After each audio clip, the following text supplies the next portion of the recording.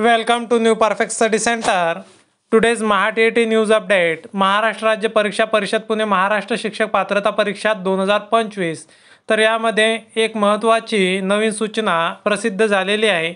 महाटेट 2025 प्रसिद्ध निवेदन कमी उमेदवार संख्या असलेल्या माध्यमातील उमेदवारांना उपलब्ध करून देण्यात आलेल्या परीक्षा जिल्ह्याची माहिती यामध्ये आपल्याला पाहावयाची आहे. महाराष्ट्र राज्य परीक्षा परिषद पुणे 4 महाराष्ट्र शिक्षक पात्रता परीक्षा 2025 प्रसिद्धी निवेदन.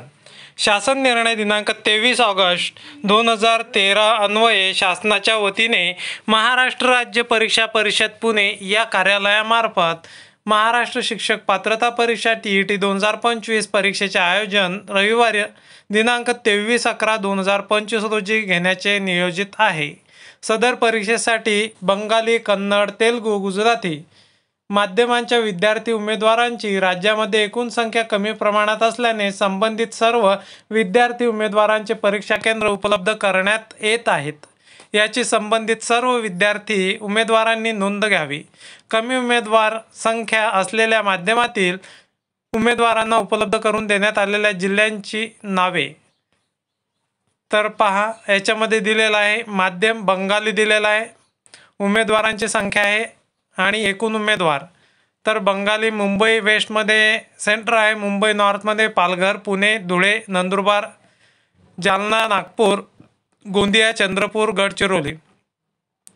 तर याच्यामध्ये एकूण आहेत 12 उमेदवार आहेत. उमेदवारांना देण्यात आलेला परीक्षेचा जिल्हा पुणे आणि नंतर बंगालीमध्ये आहे नागपूर, गोंदिया, चंद्रपूर, गडचिरोली. यांना चंद्रपूर हा जिल्हा देण्यात आला परीक्षा केंद्राचा आणि उमेदवारांची संख्या 112. पहिल्या याची पुणे ज्यांना देण्यात आलं त्यांची 12 संख्या आहे आणि ज्यांना चंद्रपूर देण्यात आलेलं त्यांची संख्या 103.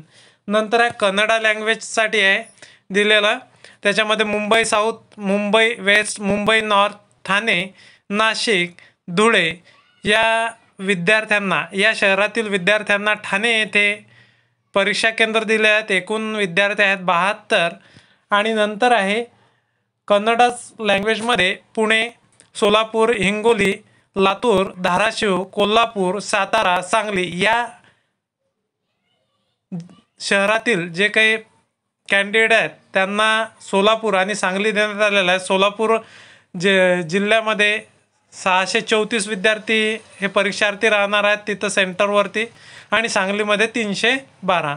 नंतर तेलुगू लँग्वेज आहे, तेलुगूकरिता आहे मुंबई साऊथ, मुंबई वेस्ट, ठाणे, पुणे, यवतमाळ, नागपूर, चंद्रपूर, नांदेड या शहरांच्या विद्यार्थ्यांकरिता पुणे येथे सेंटर राहणार आहे आणि एकूण विद्यार्थी संख्या आहे 24.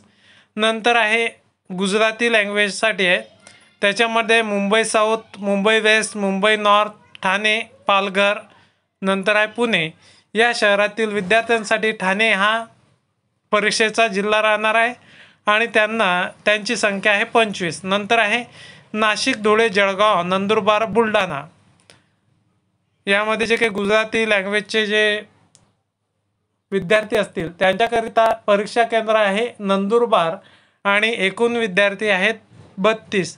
तर एकंदरीत आपण जे कमी माध्यमाचे मुलं आहेत जसे काही जे अदर लँग्वेजचे येतात बंगाली, कन्नडा, तेलुगू आणि गुजराती यांचे जे काही परीक्षा केंद्र आहेत ते परीक्षा केंद्र अशा प्रकारे राहणार आहेत.